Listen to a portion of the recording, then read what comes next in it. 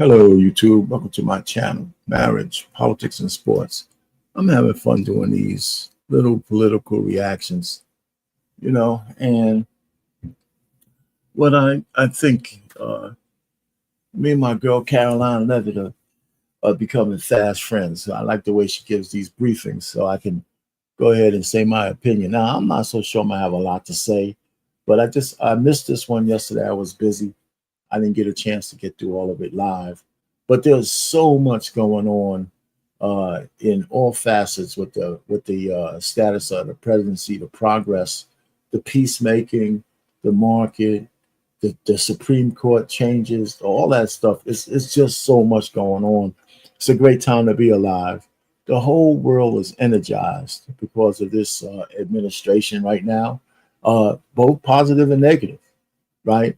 And the negative part, I mean, the people can't be more delusional because even all of the legitimate criticisms are being overshadowed by a lot of derangement syndrome, and sometimes you have to ferret through the bullshit to get to the real complaints. But the deranged people, they don't have anything real to say but just bullshit. So, and the people who are on the other side, yeah, there's some over enthusiastic people as well, but it's hard to deny that there's been a lot of progress in just a very short period of time. Now, the 200th day of the presidency is on 8th of August. So we still pretty much have a little bit more than a month to go before he's in for 200 full days, and all kinds of shit's going on right now. And it's just undeniable. And peace pretty much is breaking out around the world. It's just one more big one to go. So let's hear what Caroline has to say. Good afternoon, everybody. Did everyone have a good weekend? Good. It's good to see you back here. We have another busy week. On a scheduling note, tomorrow, President Trump will travel to the great state of Florida to attend the opening of a new illegal alien detention center located at Dade Collier Training and Transition Airport alongside Secretary Kristi Noem, Governor Ron DeSantis, Congressman Byron Donalds, and other state and local leaders. We hope to see many of you there. The facility is in the heart of the Everglades and will be informally known as Alligator Alcatraz. There is only one road leading in, and the only way out is a one-way flight. It is isolated and surrounded by dangerous wildlife and unforgiving terrain. The facility will have up to 5,000 beds to house, process, and deport criminal illegal aliens. This is an efficient and low-cost way to help carry out the largest mass deportation campaign in American history. We are truly coming off a historic week of President Trump racking up win after win on behalf of the American people. President Trump restored peace through strength and acted decisively as commander-in-chief to obliterate the immediate threat of the Iranian regime's nuclear capabilities and then brokered a ceasefire between Israel and Iran, which continues to hold. Then, the president traveled to the Netherlands and achieved a monumental win for the United States and the NATO alliance by getting our allies to dedicate 5% of their GDPs to military spending. As a result of President Trump unleashing American energy dominance, summer gas prices are at the lowest they have been in 4 years, heading into the July 4th week. And with the incoming Trump economic boom, the stock market continues to roar back, with the S&P 500 and the NASDAQ both hitting record highs. And on this point of an economic boom, I bring to you original correspondence from the President of the United States to our Fed Chair, Jerome Powell. As the president has consistently stated, the American economy is booming. And there were so many economic analysts who said that this president's policies would drive our economy down, when in fact we have seen the opposite.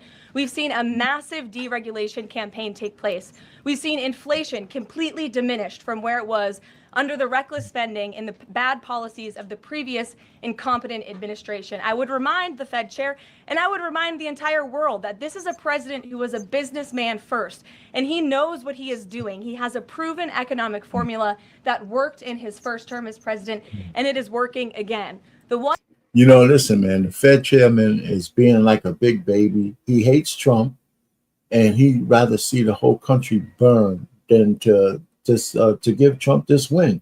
because once he lowers interest rates, the market's going to go to not just new highs, but I wouldn't be surprised to see the Dow index go to 50,000, right? 50,000 there, and maybe 25,000 on the Nasdaq, maybe 7 to 8,000 on the S&P, right? Or with some ups and downs, but this next 4 years could be a real big boom for the market, both Main Street and Wall Street, or Wall Street and then Main Street. One problem that remains is high interest rates for the American people. The American people want to borrow money cheaply, and they should be able to do that. But unfortunately, we have interest rates that are still too high. So the president sent this note to the Fed chair today.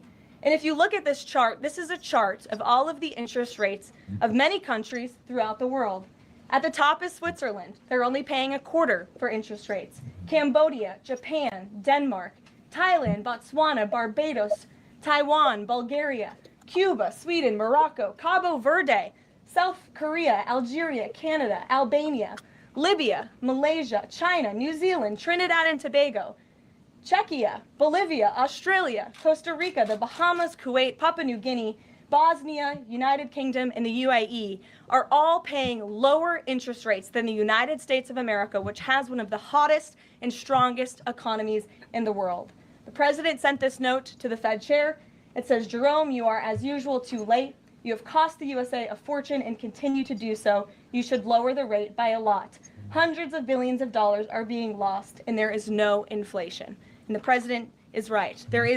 And the president's right. And this guy's being a prick because he has Trump derangement syndrome. Now, to be fair, it doesn't help with Trump at every turn calling him an asshole. Doesn't really help the cause. Even though he's being an asshole, assholes don't like being called assholes. They just rather just smell like one. This guy should lower the interest rates, make the cost of borrowing money cheaper, not for the regular man on Wall Street, on Main Street, even though that's true, but for institutions, right? Give them a better bargain. They negotiate better deals than anybody else anyway, but, lower them really so they can legitimately borrow money and use money cheaper than they are now. Everybody will benefit from that. Is historically low inflation thanks to his policies.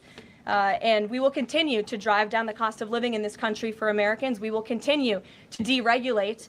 And it's also incredibly important that we pass this one big, beautiful bill, which is the largest tax cuts in American history.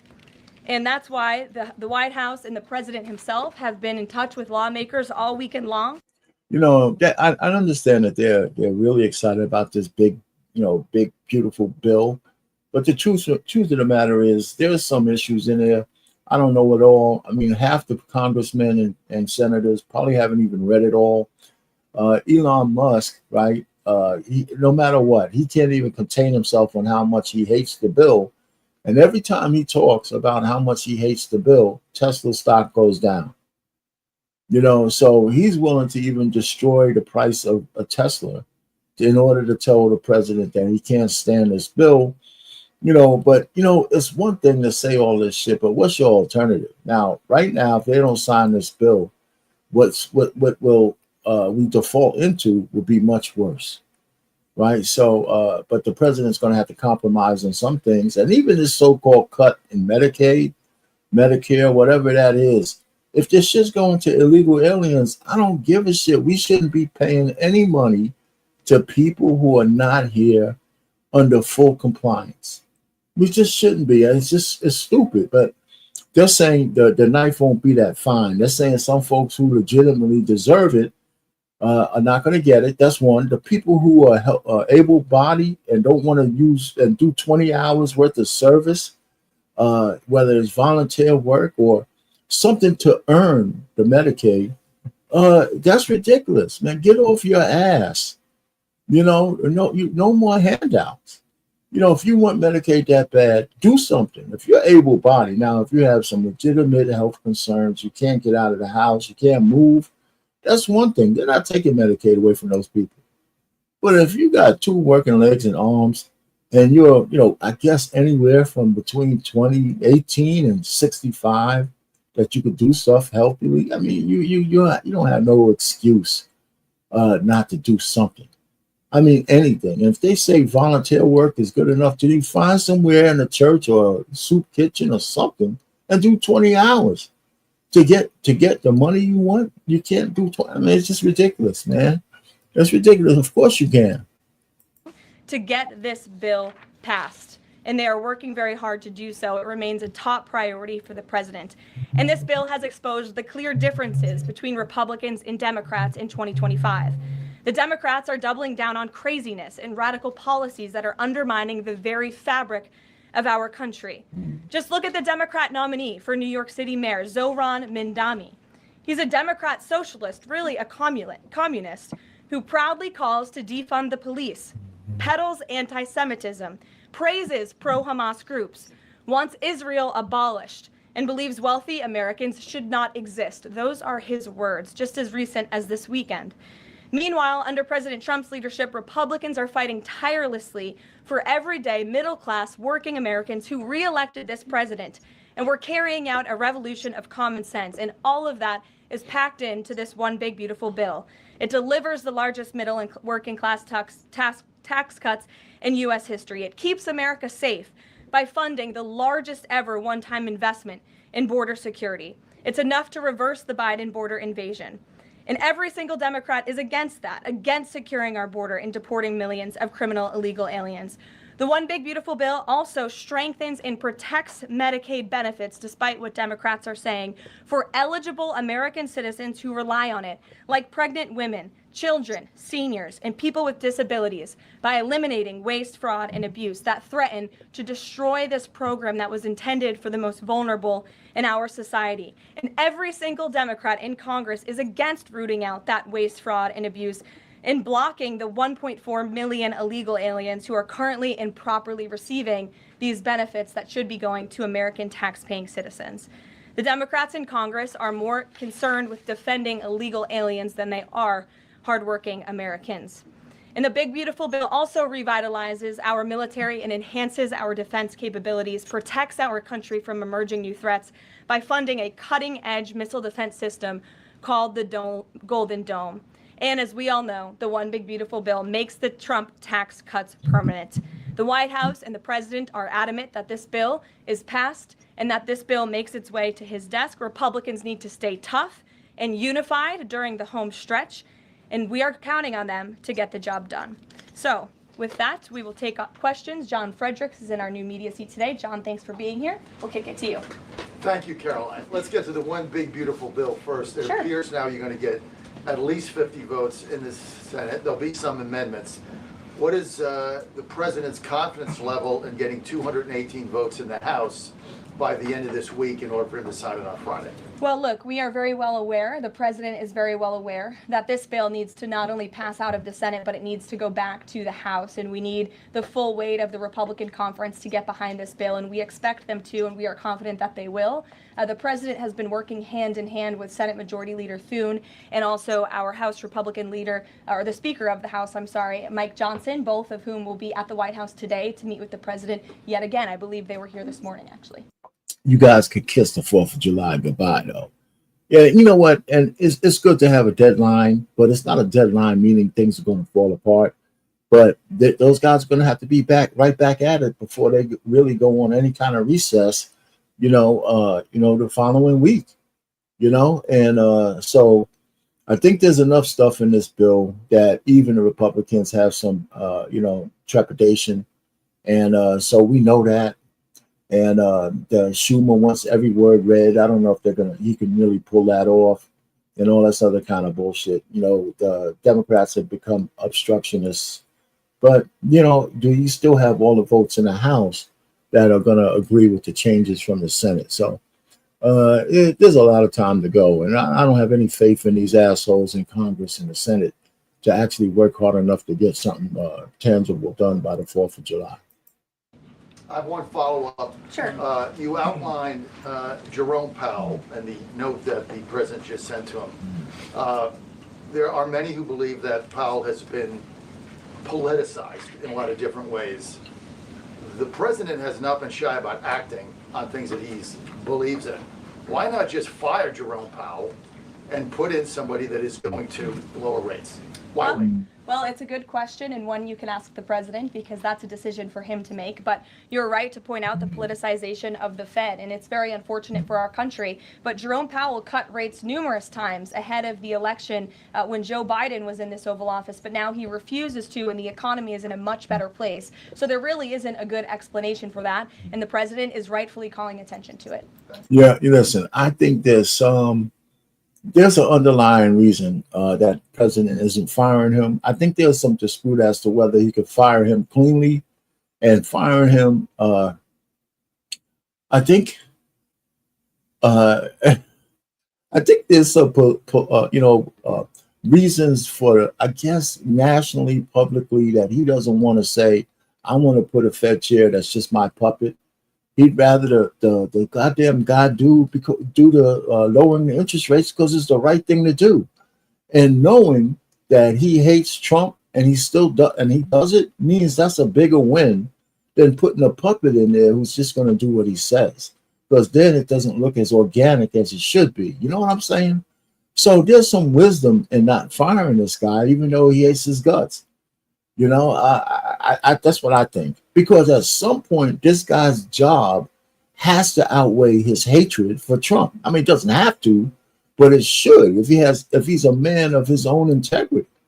You know, and it's as simple as that. And I think Trump is going to keep pulling him an asshole every day, but still, it's up to this guy to actually do what's right. And that kind of win would be a bigger win than a puppet just doing what Trump says. Kelly. Good afternoon. On Iran, the president posted on his social that he is not even talking to them anymore. When we were at NATO, he said he expected the U.S. and Iran to have talks as early as this week, and that he might even want to see a written agreement. What is the update now if he's saying he's not even talking?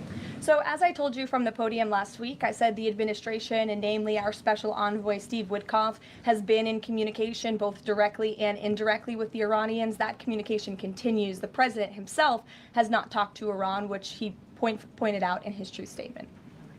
Peter. Thank you, Caroline. Does President Trump want Zohran Mamdani deported? I haven't heard him say that. I haven't heard him call for that. But certainly he does not want this individual to be elected. I was just speaking to him about it and his radical policies that will completely crush New York City, which is obviously a city that the president holds near and dear to his heart. Listen, if they elect him as a city full of idiots, if they elect this asshole, and you know what? That's how communists win. They go and tell all the people who are envious of the people who have, that the reason why you don't have is because of these policies, which is a lie.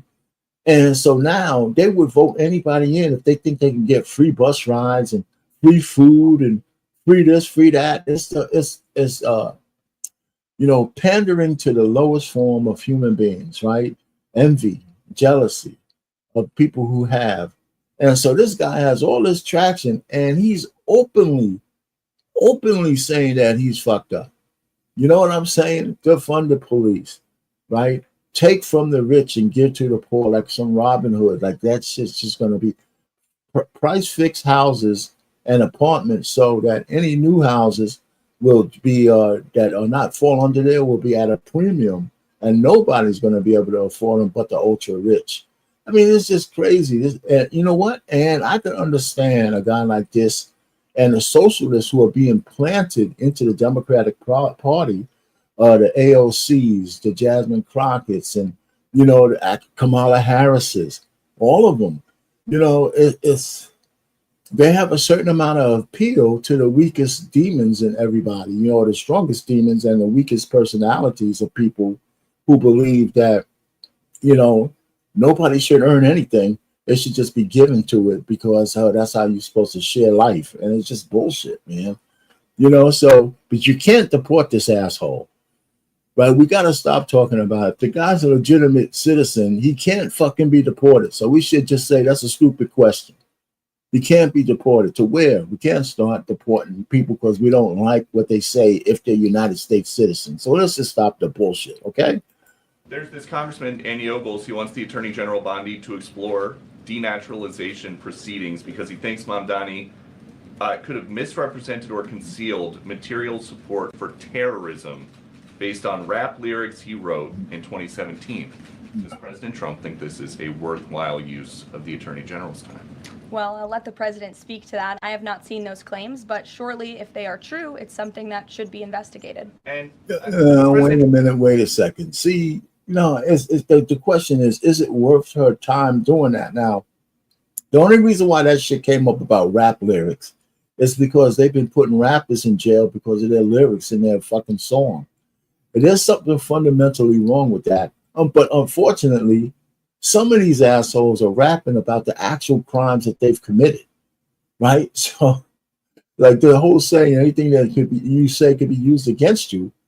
But just to start to routinely saying you're a criminal because of what you said is a stretch. This is a slippery slope to kind of come up with a narrative that kicks somebody out of the country because we don't like what they said. We got to beat that guy at the polls, coming up with some way to try to kick him out so he doesn't get elected. That's the same thing they try to do with Trump. It's the same thing they try to do with Trump. Find a better way. Find a better way. Trump see himself, you said you just talked to him about this. Mm-hmm. Could he see himself working with a mayor, Mamdani, somebody who on Meet the Press this weekend was given 3 chances to condemn the phrase globalize the intifada? He couldn't. Yeah, look, the president is always willing to work with everyone. He's working with Democrats across the country, Democrat governors, and he said he'll work with people on the far left. He works with Republicans. He works with people in the middle. He wants to do what's right for America, but surely someone who holds these values and is quite literally a communist and condemns every value that makes this country great. Common sense, law and order, low taxes, working hard, and earning your keep in this country. He's against all of that, and I think the president would find it difficult to work with someone like that. If he is elected, I'm sure you'll hear more from the president on that, but we'll have to see. Hopefully the voters of New York City choose wisely. Sure. Thanks, Caroline. The president on Friday said that he was hopeful of a Gaza deal within the next week. Can you give us an update on any progress towards that, and on any talks that the White House is having with Israel on that? Mm-hmm. Sure. Well, I know that Mr. Dermer is in Washington this week to meet with senior officials here at the White House. I also know that this administration is in constant communication with Israeli leadership, and the president himself speaks frequently, as you know, to Prime Minister Netanyahu. But this has been a priority for the president since he took office, to end this brutal war in Gaza. It is because of this president that humanitarian aid is being brought into the region. It's heartbreaking to see the images that have come out from both Israel and Gaza throughout this war, and the president wants to see it end. He wants to save lives. And however, the main priority for the president also remains to bring all of the hostages home out of Gaza. As you know, his tireless effort has brought home many of the hostages, including all of the American hostages who were held there. So he wants to see both things happen, and we're continuing to work very hard to do those things. Sure.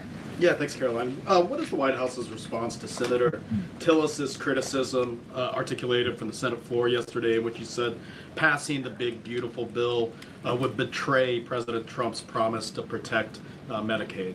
Well, he is just wrong. And the president and the vast majority of Republicans who are supportive of this legislation are right. This bill protects Medicaid, as I laid out for you, for those who truly deserve this program: the needy, pregnant women, children, sick Americans who physically cannot work. And what it does is it ensures that able-bodied Americans who can work 20 hours a week are actually doing so, and that will therefore strengthen and protect those benefits for Americans who need it, as well as cutting out the waste, fraud, and abuse, as well as getting 1.4 million illegal aliens off of the program. So I don't see why that's so hard for people to fathom. Either they don't believe that that's the only thing he's trying to do, which they should come out and say, is that why would you be against getting illegal aliens off the dole, Medicaid? Why would you be against that? Why would you be against people getting off their asses and actually do something to earn their keep? Why would you be against that? I mean, why do they think America has to be this big fucking giveaway program to everybody who just wants something? for nothing, the tax on the taxpayers' dime. You know, you saw how these fucking people down in Los Angeles said that, you know what, they deserve to be here, even though they're out of compliance with the law. And what's worse is a mayor and a governor co-signing that kind of bullshit, man. What about the rule of law? If you're willing to break one law, then you send a message that all laws are up for, up for discussion. Like, hey, you know what? I don't like this particular law, so I'm not going to follow it. And then you got your leader saying, this transgression is better than that transgression, so I'll pick one. I mean, it's just bullshit, man. How come we just can't follow the goddamn rules? That's what I'm talking about. Follow the rules. If you can work, get your ass out there. You'll get some Medicaid, but you got to do 20 hours. What's there, 168 hours in a week or some shit like that? Come on. All of those measures are actually going to protect it for those who need it. That's the president's position, and that's what this bill does, and that's why Republicans need to vote for it and get it to the president's desk. That kind of criticism from a Republican senator, is that reason for concern for the passage of this? No, it's not. We're confident this bill is going to be back at the White House by the 4th of July. Stephen. Thank you, Caroline. 2 questions. ain't gonna be there. Does the president plan to make an endorsement? And secondly, on Jerome Powell, a lot of the focus obviously has been on interest rates and him keeping them high, but a new controversy erupted today.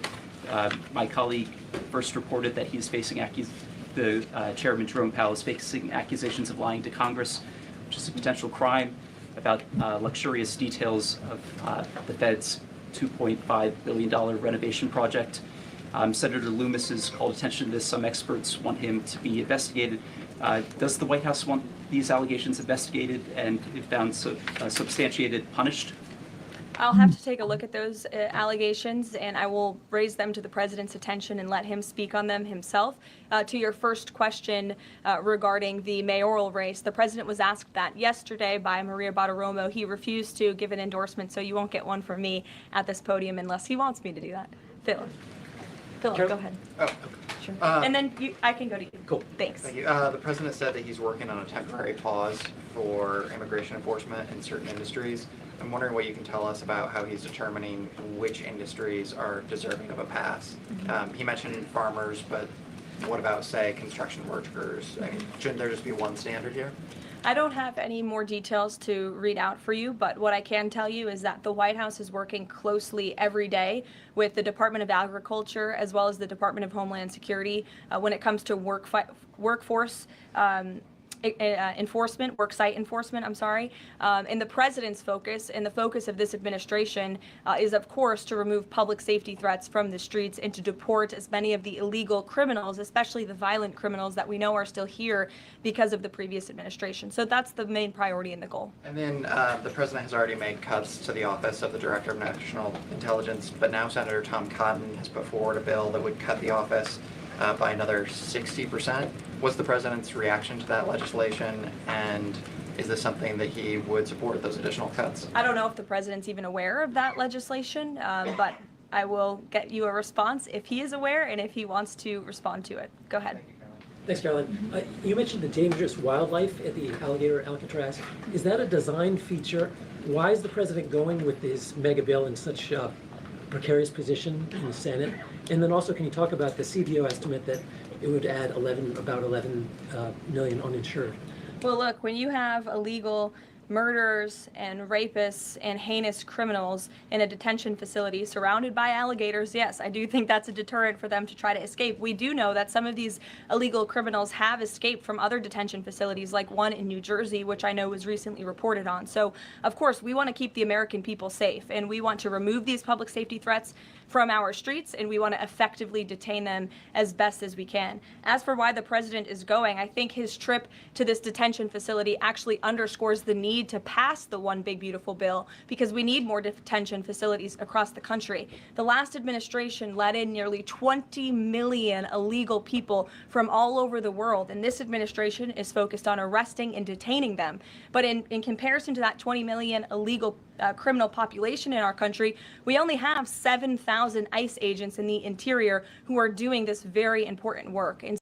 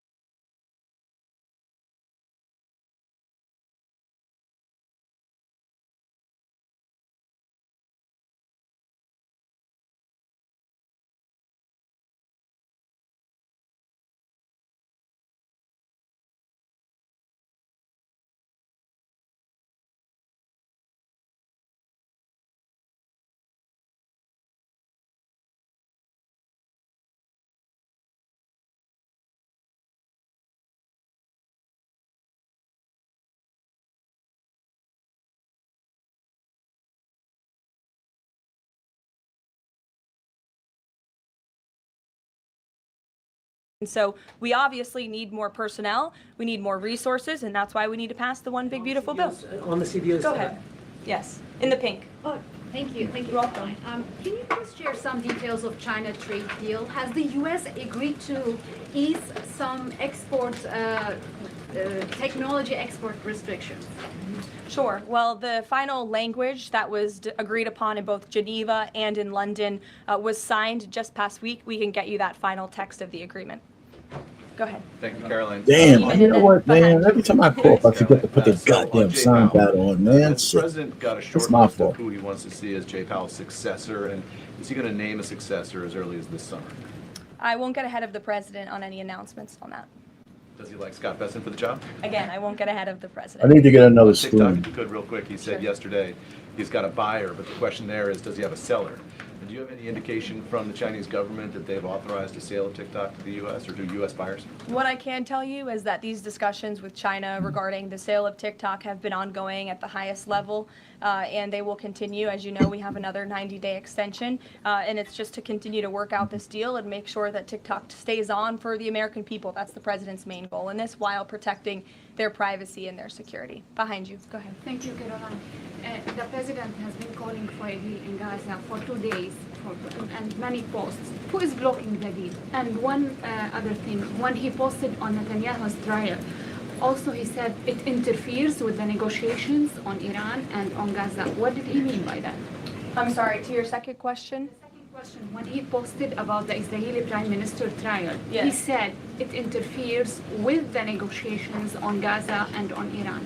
What did he mean by that? It interferes because it physically and logistically was interfering.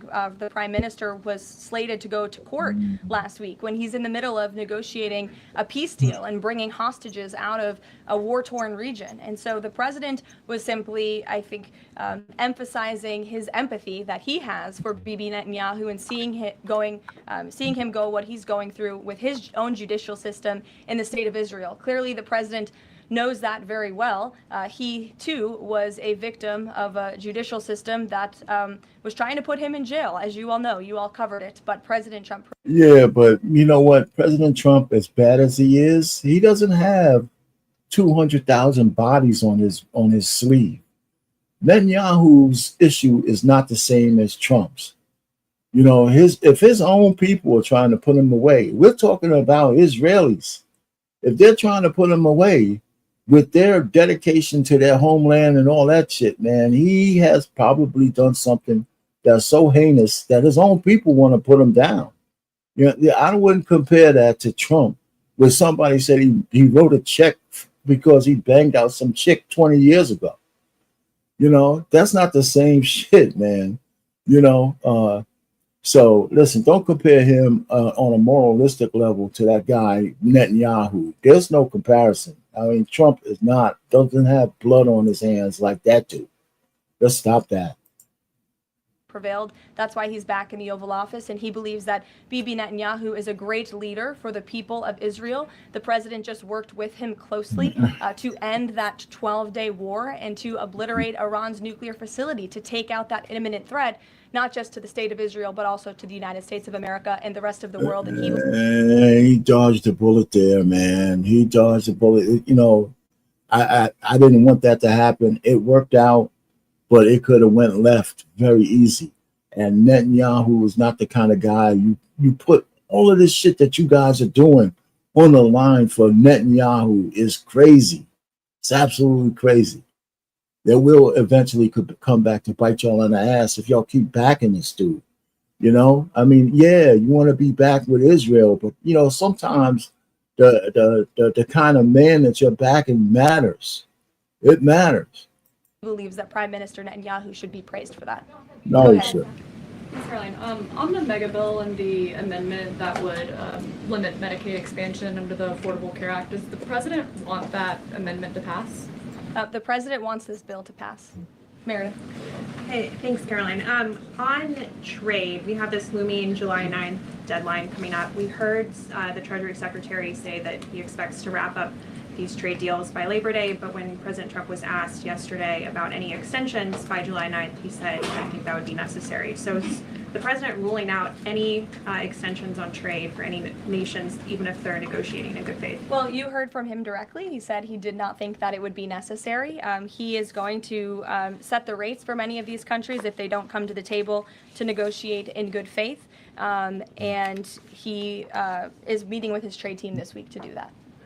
Mary.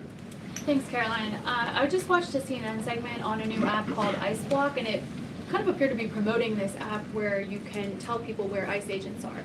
Given the recent rise, An app that tells people where ICE agents are? Yes. And given the rise, I believe 500% increase in assaults on ICE agents, I wanted to see if you could comment on that and why CNN would be promoting such an app. Well, it's a very good question. I'll have to go back and watch the clip myself, but surely it sounds like this would be an incitement of further violence against our ICE officers. As you know, as you stated, there's been a 500% increase in violence against ICE agents, law enforcement officers across the country who are just simply trying to do their jobs and remove public safety threats from our communities. And that's something we as Americans, including journalists at CNN who live in many of these cities where illegal aliens are hiding and were let in from the previous administration, should be very grateful for. So I'm sorry that she didn't get a chance to see that ad that CNN is pumping for this guy. But if there's any reason to use our cyber warfare, is against that app. You know, I mean, I wouldn't have to broadcast it. Where's our hackers? They should just hack the app. Just don't tell nobody how you do it. Just destroy the quality of service of that app. Overwhelm it, do something to it where it's disabled. You don't even have to say who did it, right? You could just say it's a hack on the side of justice. But listen, it shouldn't be that hard to disable that app without telling anybody you did it. I mean, you know, it's just as simple as that. You know, so I wouldn't even get tripped over it. You know what? Everybody who logs in, all of a sudden the shit's not working. You know, they have hackers that could do that. Just do it and just, you know, stop belly aching. You know, that's what I'm saying. we haven't seen the clip. We'll take a look at it, but certainly it's unacceptable that a major network would promote such an app that is encouraging violence against law enforcement officers who are trying to keep our country safe. Caroline, Shelby. I just wanted to get a clarification on the Senator Rick Scott's amendment. It sounds like the president is agnostic about whether it's attached. Is that accurate? Look, I'm not going to get into the details of the discussions that are ongoing right now, but the president wants these senators to come to a conclusion to get this bill back to the White House as soon as possible and make sure that it's a piece of legislation that can make its way back through the House as well. So obviously there's some ping-ponging between both sides of Capitol Hill right now, but that's why Senator Thune and Speaker Johnson are working with the president in lockstep every step of the way. In the back, News Nation, go ahead. Thanks, Caroline. The president did and then in announce. front of you, yes. In front of. Sure, I'll take both of you. The president did announce last week that the trade deal with India is closed, and this could happen anytime soon. Are there any roadblocks as of now? Are there any updates on that? And how does the president see this about China's role or its influence in the Indo-Pacific region? Sure, yes. The president said that last week, and it remains true. I actually just spoke to our Secretary of Commerce about it. He was in the Oval Office with the president. They are finalizing these agreements, and you'll hear from the president and his team, his trade team, very soon when it comes to India. And on China? How do we counter China on that front? Yes, I mean, look, India remains a very strategic ally in the Asia Pacific, and the president has a very good relationship with Prime Minister Modi, as you know, and he will continue to have that. Go ahead. Thank you, Caroline. On the reconciliation bill, Senator Tillis from the floor yesterday seemed to suggest President Trump was getting bad counsel on the effects of the bill. Is President Trump aware of the analyses, and there are several of these, that suggest if rural hospitals potentially close, if there are Medicaid patients in the millions that become ineligible for that? Yes, and that claim is just simply untrue. Rural hospitals comprise 7% of all hospital spending on Medicaid, and that illustrates that they have not benefited from the massive increase of waste, fraud, and abuse under the Biden administration. So this bill strengthens Medicaid.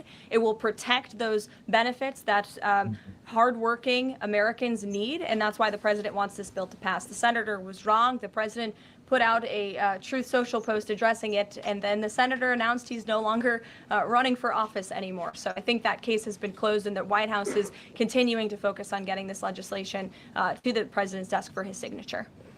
Go ahead. Yes, you. Yeah, thank you so much. Well, you and then you. There's confusion here. A question on Syria. Go Has ahead. the Syrian government get back to you that they are ready to join the Abraham Accord? Is there any discussion with the Syrian and Israeli government for having a security agreement? Is the first question. And the second question, what's the end goal for talking with the Iranian? Is that only focused on the nuclear program, or you're willing to speak about the other issues like the proxy groups and ballistic missiles, or even trade with Iran? So as for discussions between Syria and Israel, you'll have to reach out to those respective governments. I can't comment on that. But what I can tell you is that this afternoon, the president will be signing an executive order to terminate the United States sanctions program on Syria. And this is in an effort to promote and support the country's path to stability and peace. The order will remove sanctions on Syria while maintaining sanctions on the former President Assad, his associates, human rights abusers, drug traffickers, persons linked to chemical weapons activities, ISIS and their affiliates, and Iranian proxies. And this is, again, an action that the president promised and shocked the world with in Saudi Arabia, because he's committed to supporting a Syria that is stable, unified, and at peace with itself and its neighbors. The president met with Syria's new president when we were in the Middle East, as you know. And so this is another promise made and promise kept by this president to promote peace and stability in the region. Go ahead, Alice. Questions on two topics, if you don't mind. Alice Howe with NTD here. First, on Canada. Canada says it's now dropping its digital services tax on American tech companies days after President Trump says he's halting all trade talks with Canada. First, what's the president's reaction to this? Can you tell us more about his call with Prime Minister Carney over the weekend? How did he get Carney to drop it? And also, what's the impact on American tech companies given this latest progress, as the president says he has been fighting for American tech companies? It's very simple. Prime Minister Carney in Canada caved to President Trump in the United States of America. And President Trump knows how to negotiate, and he knows that he is governing the best country and the best economy in this world, on this planet. And every country on the planet needs to have good trade relationships with the United States. And it was a mistake for Canada to vow to implement that tax that would have hurt. It wasn't just a mistake. It was stupid. It was just stupid. It was just guy trying to be a tough guy in front of his, bought constituents in Canada. I mean, can you imagine doing something stupid with all the tech companies, how that would hurt his own country? Not to mention, that he jeopardized whatever trade that he needs to do with the United States, as if he doesn't need us. I mean, it was just asinine. You know what? These guys just do stupid shit. I don't know whether they just want to poke the bear or not, but I mean, the guy caved faster than the news came out. The news came out one day and then it was retracted almost like just 2 days later. Our tech companies here in the United States. The president made his position quite clear to the prime minister, and the prime minister called the president last night to let the president know that he would be dropping that tax, which is a big victory for our tech companies and our American workers here at home. The guy was being an idiot. The administration today formally accused Harvard of violating civil rights laws by not doing enough to fight anti-Semitism. We know that the president has talked to us before about Harvard potentially having a deal with the administration in the coming days. Do you have an updated timeline for that? How's the negotiations going? And is more pressure needed for Harvard to take fighting anti-Semitism seriously? Well, there was quite a direct letter that was sent to Harvard this morning, as you know. The negotiations are taking place behind closed doors, so I won't comment on that. But what I will share with all of you, for those who haven't seen it, is the context of this letter, because I think it's very important. And this comes from the Department of Health and Human Services, which concluded after a thorough investigation that Harvard University is in a violent violation of Title VI of the Civil Rights Act, which prohibits discrimination on the basis of race, color, and national origin. And if you read some of the content of the investigation and what they found, the majority of Jewish students reportedly experienced experienced negative bias or discrimination on their campus, while a quarter of Jewish students at Harvard felt physically unsafe. Jewish and Israeli students were assaulted and spit on. They hid their kippahs for fear of being harassed and concealed their Jewish identity from classmates for fear of ostracization. Images were widely circulated amongst the Harvard community that trafficked in obvious anti-Semitic tropes, including one that showed a dollar sign inside of a Star of David, and the campus was vandalized with anti-Semitic stickers, including one that showed the Israeli flag with a swastika. The Harvard campus was racked by demonstrations, as you all know, violent protests that violated the university's rules of conduct. The demonstrations called for genocide and murder, denied Jewish and Israeli students access to campus spaces. These are all facts that Harvard cannot dispute, and that's why the administration has found them in violation of Title VI and has threatened to withhold their federal funding, because if you break federal law, you should not be receiving federal tax dollars. And so I rest my case. Hey, listen, now, and this is before, this is now that the national injunctions are over by district courts. Whatever Trump wants to do to these schools is going to be much easier now, right? These district assholes can't stop, Trump's administration for doing things, except if there's like one-on-one kind of court cases. Now, Harvard is big enough to take care of itself, but that's a pretty extensive list. And I can't imagine, man, a school allowing shit like that to happen. But if they got all these receipts, it's pretty bad for Harvard. I don't even see how that can happen. I mean, why would they allow something like that to happen? And I know it's a big place, and these uppity mucks probably ain't even looking to see how the rank and file students are behaving. And I would imagine a lot of the information doesn't flow all the way to the top where something really could be done about it. So now, they are definitely in trouble about getting that money from the federal government, and the courts can't help them at the local level anymore. So maybe that's a good thing. Based on Harvard. Andrea. Yeah, so President Macron of France earlier today said that tariffs levied by powerful countries are often a form of blackmail, and criticized the sort of process that's underway. He didn't mention the United States specifically, but said that these tariffs are really hurting developing countries. So there's this big UN conference going on. What do you say to that? What is the president, was he aware of that comment? And I had a friend of mine, and he's a real ultra liberal, and he said the same thing to me. But what about the tariffs on these developing countries? I said, well, you know what, man? Listen, if you're not reliant on the United States, then everything you should do, it should be in terms of on the terms of the United States. So if these tariffs are hurting you, then there's something that you're doing that you might as well ease off of. Just because you're in need doesn't mean the United States is supposed to bend all of its principles for you. We're not like a get well program just because you're a developing country. So I don't know what Caroline's going to say, but let us see what she says. But sometimes if you're going to take a hit. If you're the weak puppy, you're going to take a hit. It's just the way, the mother kicks the weak bird out of the whole nest, so sometimes, just a casualty of war.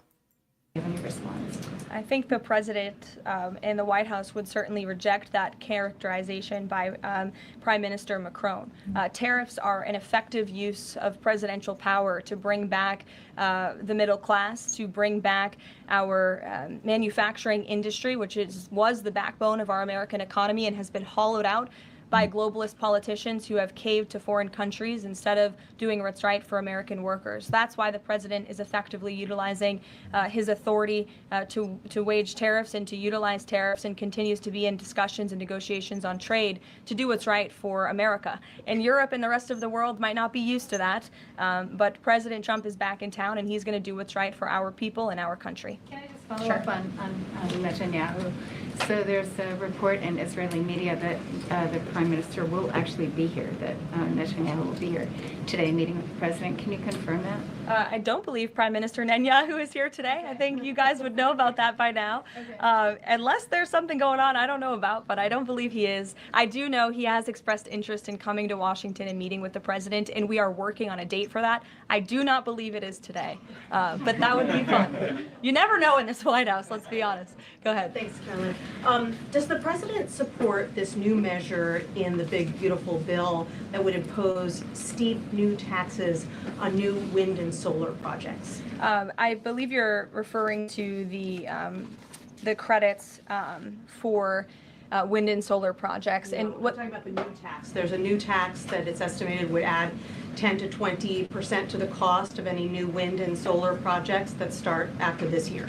Again, I don't want to comment on the specifics of provisions, but I'm sure the president will speak on that directly. Again, this is an ongoing process. The president continues to be very much engaged with the leadership in both the Senate and the House to get this bill back to his desk. Did the president ask for that provision? Because the National Building Trades Union is saying that it's the equivalent of terminating more than 1,000 Keystone XL pipeline projects. Is that something that would concern him? Well, the president spoke on this yesterday in his interview, and he said he understands that legislators want to protect jobs in their communities and in their districts. And so he understands why some of them are against this provision, but he also understands why people want the provision. So again, this is an ongoing deliberation and discussion, and the president is engaged in this very much. Go ahead. Thanks, Caroline. We've been hearing from White House officials for weeks that you're close on trade deals with a number of countries. Can we get any update on which countries will have deals by the 9th and when there may be any announcements? I'll let the president and the trade team speak on it. Can you respond to the CBO estimate that the Senate bill would increase the deficit by nearly $3.3 trillion? This is one of the most fiscally conservative pieces of legislation that has ever made its way through Capitol Hill. There's $2 trillion in mandatory savings in this bill, and not only that, the projected growth that this bill will bring to our economy. It will be an economic boom. The Council of Economic Advisors has an analysis that shows that the bill will generate $4.1 trillion in economic growth, and it will cut taxes, putting more money back into the American people's pockets. That's why this president wants this bill to pass, and I know he's busy working the phones and doing what he needs to do today to make it happen. So we'll see you all later. Thank you. We'll see you in Florida. Yeah, so this is my girl, Caroline, again. Hey, listen, I apologize for the mute. But anyway, the point really is that they were talking about the Biden administration flowing a whole bunch of people in. And I was just wondering why the Republicans didn't use the same kind of tactics to get nationwide injunctions to stop Biden from doing what he was doing, and that they need to learn how to fight the fire with fire. Anyway, thanks for stopping by, Catelia, Curtis.